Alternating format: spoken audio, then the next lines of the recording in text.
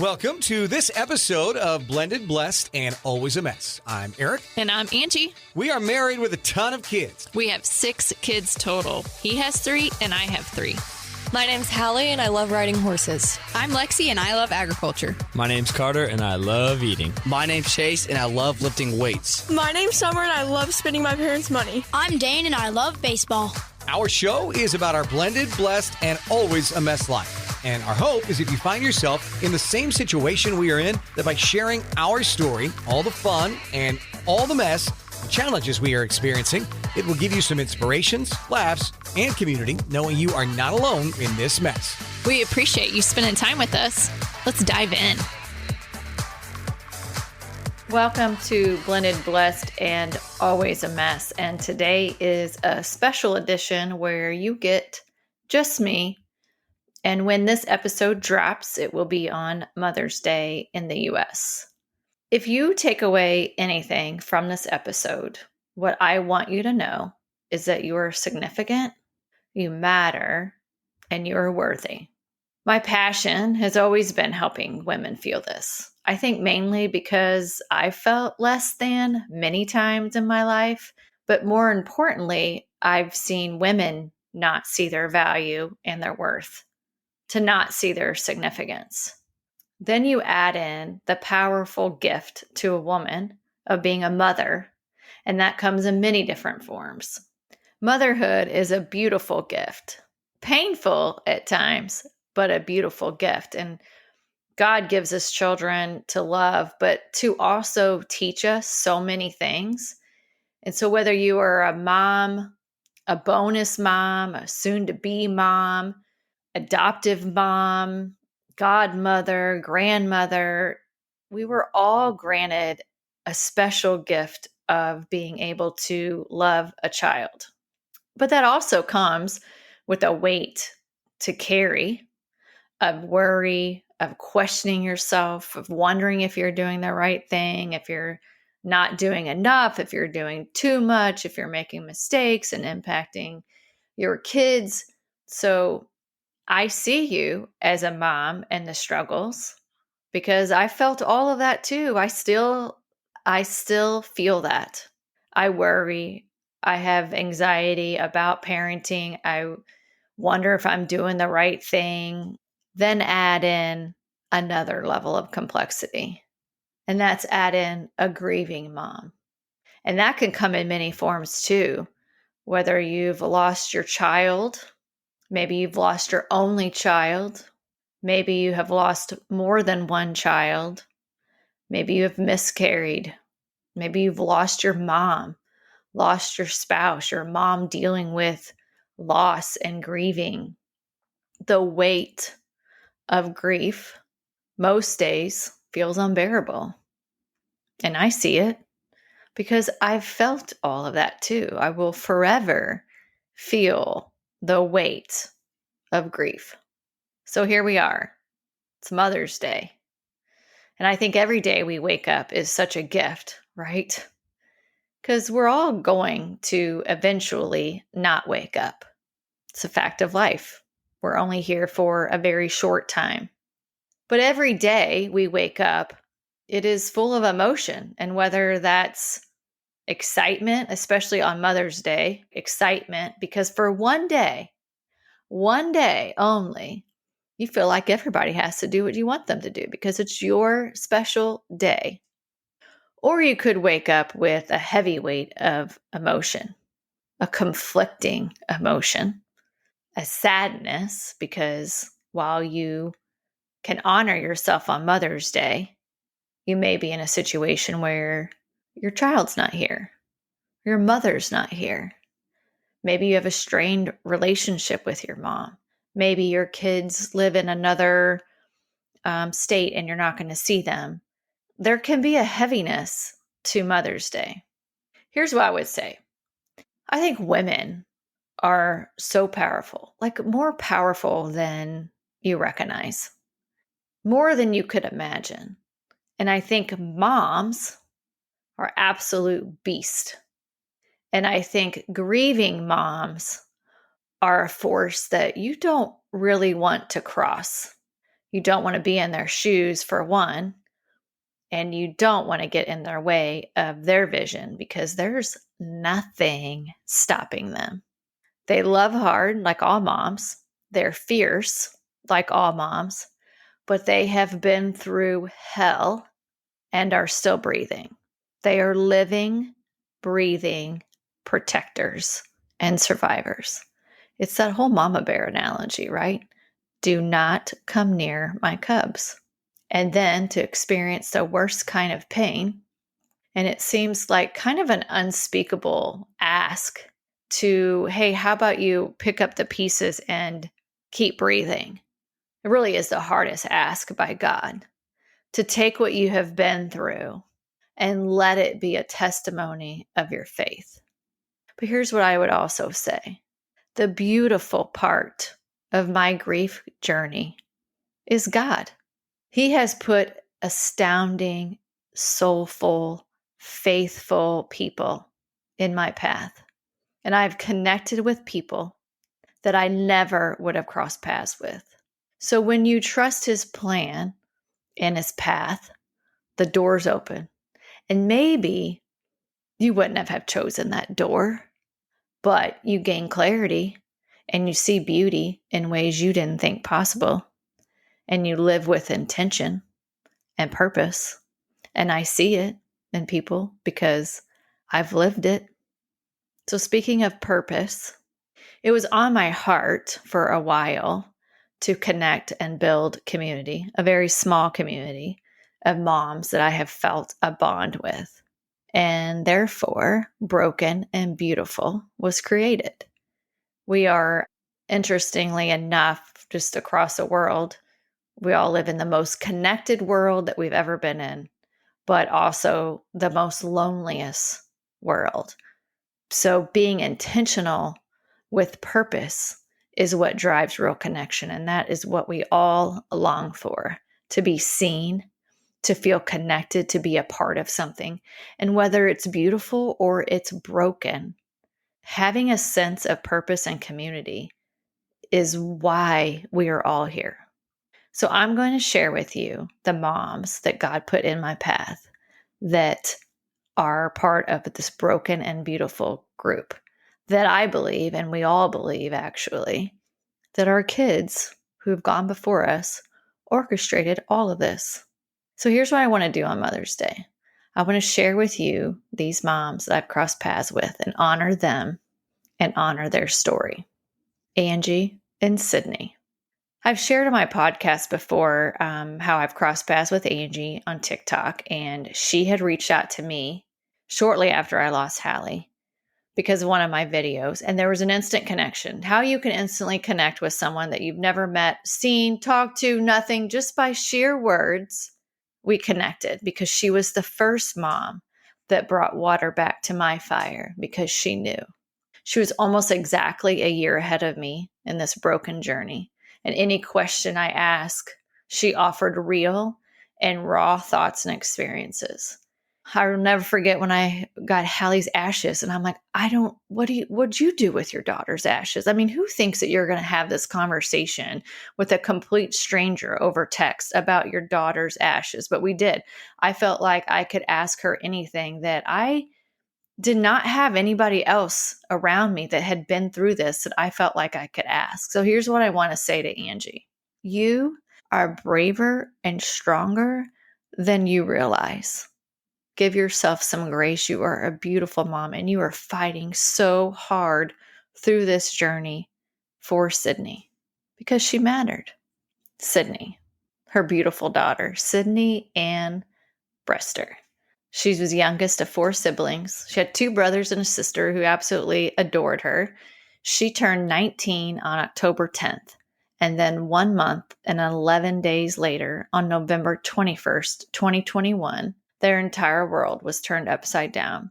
Sydnee left their house that morning to go to a Packers and Vikings football game in Minnesota with her boyfriend, his dad, and his brother. And they never saw her again. She never came back home. Sydnee Ann was killed in a private plane crash only 100 miles away from their home that night, and they weren't allowed to see her body. And so in their eyes, she disappeared from the face of the earth. Sydnee was such a gift granted from above. And from the time she was a baby, Sydnee was strikingly beautiful inside and out. She loved sunrises and sunsets and animals and music and her family and friends and God. And she had a unique sense of style, didn't try to impress anyone. She just did her. Sydnee was kind and giving and loved with all her heart. And she was funny and honest and sometimes a little mean. And at the time of her death, she was going to a local community college on a full ride vocal scholarship, and she loved being part of that varsity vocalist group. Sydnee wanted to become a victim's advocate. Her passion was helping people, and she wanted to be there to stand up for those in need. Sydnee completed their family when they didn't even know that it was incomplete. She was a little sister to all of her siblings' friends. So many dynamics changed with the loss of her. The hole Sydnee left with them will never be filled. And she had so much life to live and so many dreams to come true and milestones to reach. And her family just wasn't done loving her. And they weren't done sharing their dreams with her. And they will never forget Sydnee Ann because she mattered. Tanya and Evan. Tanya was the second mother that I connected with. I will never forget my best friend Amber calling me one Saturday morning, hysterical, could barely get words out, to tell me that her daughter, Ava's boyfriend, was killed in a car accident. Total disbelief. How could this happen? I had just lost Hallie 6 months before that. And yet here we are going through another traumatic and extreme loss. And I just told Amber, I need her number. Like, I need to reach out to this mom. I will be here for her. I will sit with her. I will fight with her, because I knew the fight she was embarking on. And I was only 6 months ahead of her. But just like Angie brought water back to my fire, I wanted to bring water back to this mom's fire.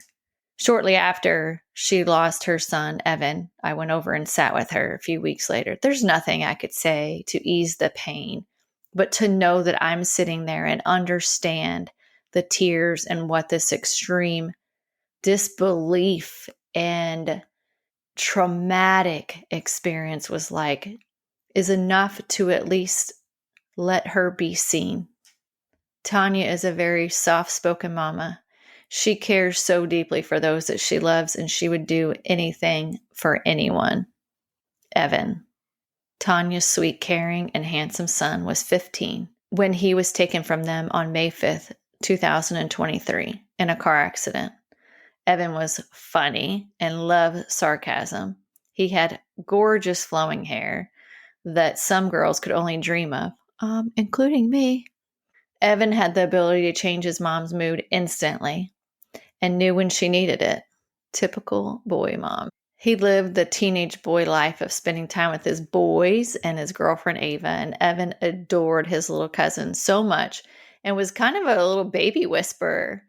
Evan loved playing sports, basketball and flag football in his younger years, and was later the quarterback on his freshman high school team. He strived to be the best that he could, but not for himself. He knew if he excelled, then his teammates would excel too. Evan loved sushi, baked spaghetti, and late-night egg sandwiches, and his favorite treat was his Grandma Karen's cheesecake. One of Tanya's favorite memories is when Evan was 4 and they were in line for drop-off at preschool.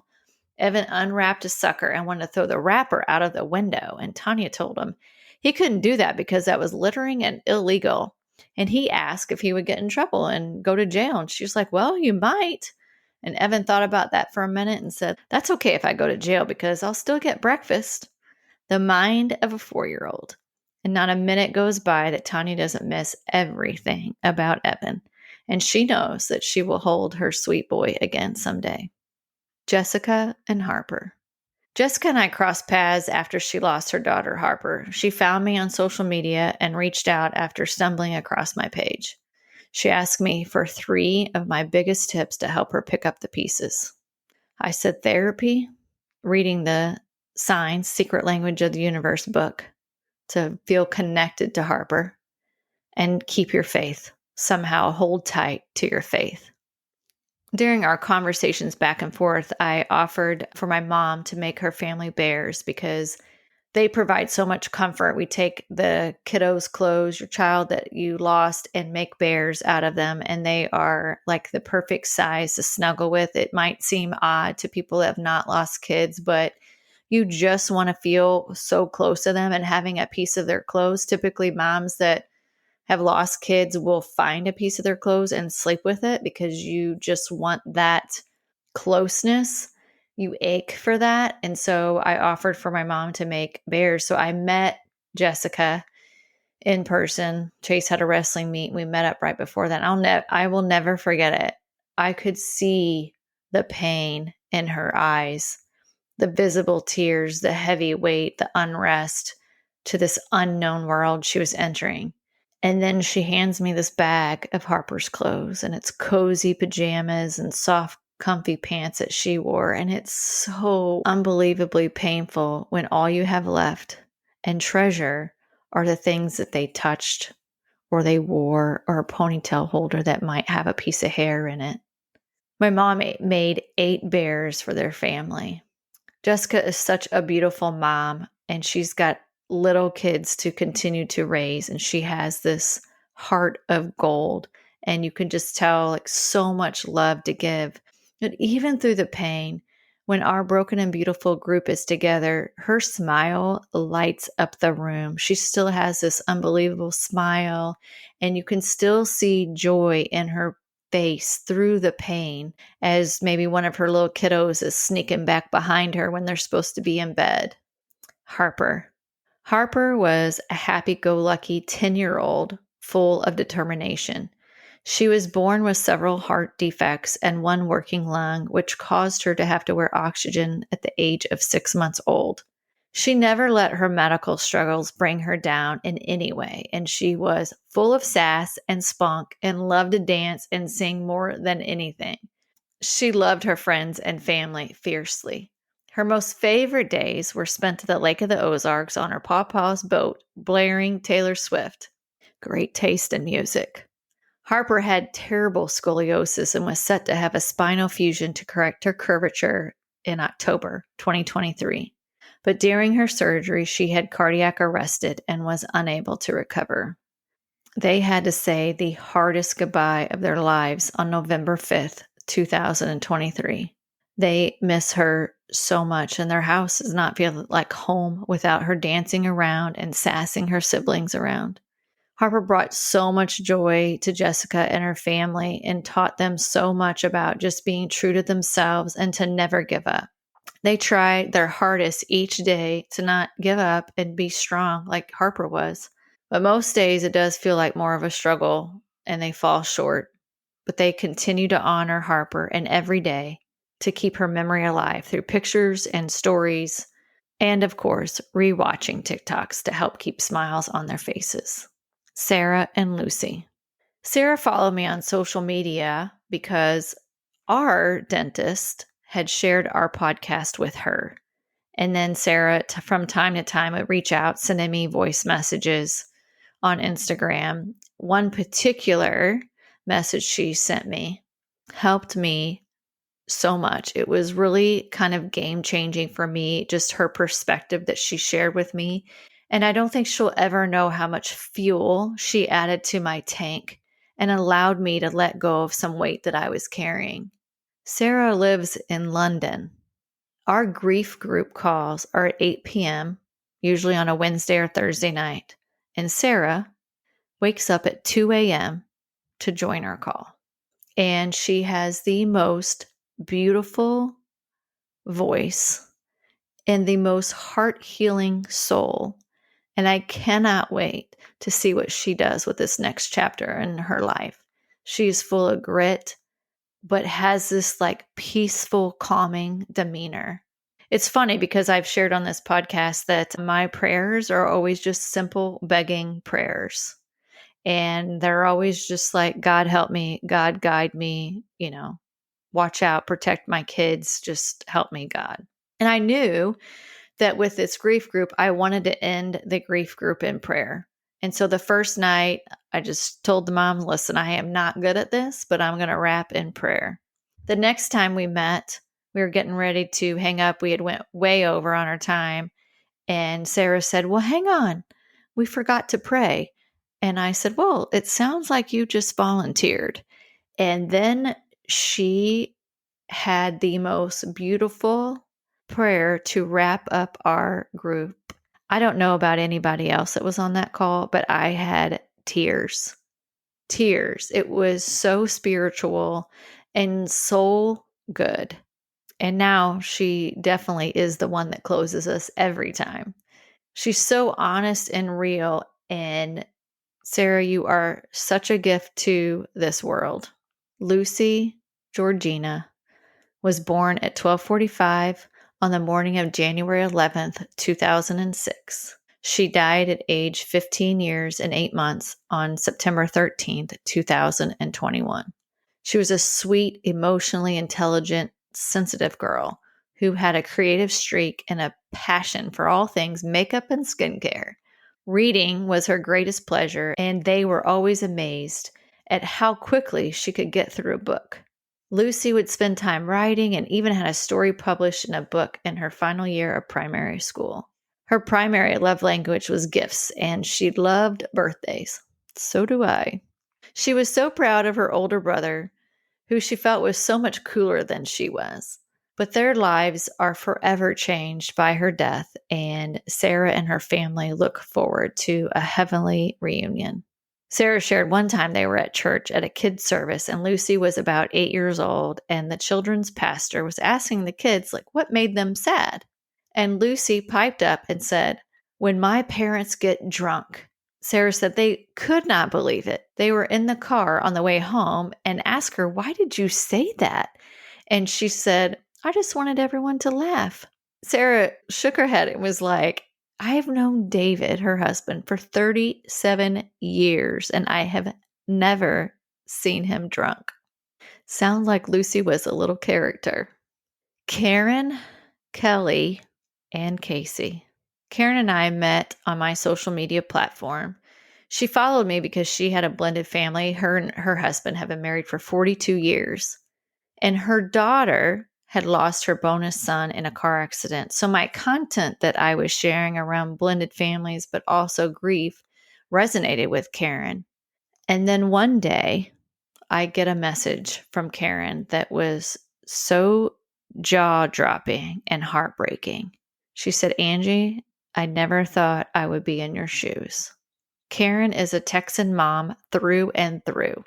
She is the classiest grandma that I have ever met. She has an army of grandkiddos that are absolutely beautiful, that love her and show up for her. It is one of the most precious things I think I have witnessed. But here's her story. It's really hard for her to sum up in a few paragraphs all the wonderful attributes about her girls. Her oldest daughter, Kelly Ivy, was born October 26, 1969, and departed this world on August 13th, 2024, at the age of 54. She died of an asthma-induced heart attack. Karen was always so proud of the incredibly strong and compassionate woman that she was. She made the extreme sacrifice for her kids, leaving a very high-paying job to become a stay-at-home mom for them. She did lots of chauffeuring and rarely missed a baseball, football, or soccer game. Lots of soccer. Her love and devotion to Garrett, Preston, and McKenna was exceptional. Always their confidant and best friend. 5 days after Karen lost Kelly, the unimaginable happened. 5 days.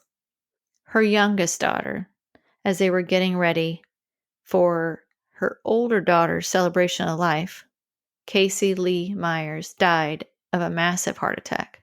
She was born on November 17th, 1978, and died on August 19th, 2024, at the age of 45. She was truly an angel on earth. She had her share of disappointment and grief, but always persevered. Nothing gave her greater joy than being a mom to Hunter, Abby, and Olivia, and stepmom to Tyler and Truman. After losing Tyler at age 18 to a car accident, she saw her family go through so much pain and grief. But in true Kacey fashion, she pulled her whole family back together and proved over and over again to be the strongest, most resilient woman Karen has ever known. What a legacy she left to her amazing children. Karen shares that although her girls were 9 years apart, they were extremely close, fought like sisters do at times, but always took up for each other and loved each other unconditionally. They loved animals, mostly dogs. She said they each had 3 or 4 because they would hear of a shelter dog that needed a place to live. Karen imagines they're on a big patch of heaven with all the rainbow dogs now. They were loving and generous and so very funny. She knew she was going to have the best time when she was around them. They made her laugh hysterically until tears rolled down her cheeks. Now the tears are so different when she thinks about them. They were her best friends, and she will love them and miss them until her very last breath. Karen will long every day of her life to see their beautiful faces again and hear their voices say, "Hi, Mom," for eternity. Krista and Graylan. Krista and I met on social media and immediately connected. She has a fight in her that I recognize. She is a Texas boy mom with the fierceness to take this tragedy that she's gone through and create purpose. And I think that is such a beautiful thing to do. She reached out to me this past Christmas and was like, "Hey, you wouldn't happen to be in Florida at the same time we are over the holidays?" And I'm like, "Actually, we are." And we end up just being probably 20 miles apart. So we met at a local Starbucks. Aric and I met with her and her husband and talked for hours. There are so many similarities in our story and so much pain and that same fierceness to be unstoppable in fighting for our kids. Graylan Spring is known to many as a gregarious, athletic, selfless, jovial friend to all, and a fierce competitor when he put on the football pads. He loved the Lord, his family, friends, and teammates. Graylan was living his lifelong dream, studying business and playing D1 football for the Lumberjacks at Stephen F. Austin State University when a tragic accident happened on January 20th, 2023. Graylan was a passenger in a car traveling to Houston on a Friday afternoon when a tractor trailer pulled out in front of them, blocking their lane. First responders were able to rescue Graylan from the car, but he suffered major head trauma. He was airlifted to the nearest trauma hospital where family and friends gathered as the medical staff worked tirelessly to save his life. Ultimately, the brain trauma proved to be too extensive to support life, but Graylan's beautiful body was untouched and he was able to qualify as an organ donor. His self-directed donation went on to save many lives. His death left a lasting impact on many in the Central Texas area, as well as Stephen F. Austin State University. They formed the Graylan Spring Foundation, which is created to help empower student athletes through scholarship opportunities and provide vital financial support to various educational, athletic, and youth organizations. Foundation's also dedicated to raising awareness about organ donation by collaborating with Donate Life organizations, Life Gift, and TOSA. They want to achieve 100% donor registration through presentations at high school organizations, college organizations, and businesses. Graylan mattered. Kay and Maddie. Kay is the mom in our group that's the furthest ahead of all of us on this grief journey. And she reminds the rest of us that we will find joy again. Kay is so real and honest with all of us, and she brings the energy to our group. And while Kay and I didn't actually cross paths prior to this group, she was connected with Jessica and was a close friend and guide for Jessica. So we naturally included her to bring her perspective into our grief group. And she has been one that has definitely brought the water back to those in the fire.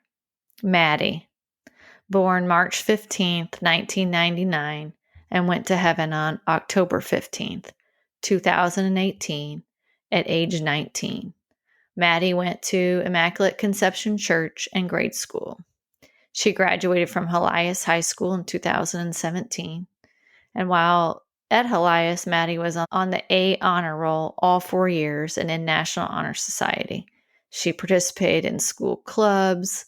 She was very active in her high school life. She worked part-time at Hy-Vee behind the customer service desk. She was a waitress at a restaurant while also selling Cutco knives. And with her sales of Cutco knives in July 2018, the company had a 10-day push challenge, and Maddie sold $15,000 worth of knives in just 10 days. She was so fun and had such a compassionate personality. People just liked her instantly and couldn't tell her no to buying from her. She would contact people on the phone, not even knowing them, and making appointments to come to their homes to show them and demonstrate the knives. It was like such a rewarding thing. And especially as a mom, Kay said it just made her even more proud of who she was. Maddie went to Lindenwood University the fall of 2017 with a double major in Spanish and journalism and a minor in social work. While she was attending Lindenwood, Maddie worked part-time for the St. Louis Coalition for Life. She was a sidewalk counselor for the coalition at Planned Parenthood location in St. Louis. Maddie's duty with this title was to stand at the entrance gate of Planned Parenthood in the hope that women pulling into the parking lot, seeking an abortion or even information would reconsider their decision by Maddie's influence. She would call Kay when this would happen, so excited, stating, "I had a turnaround, Mom. I had a turnaround."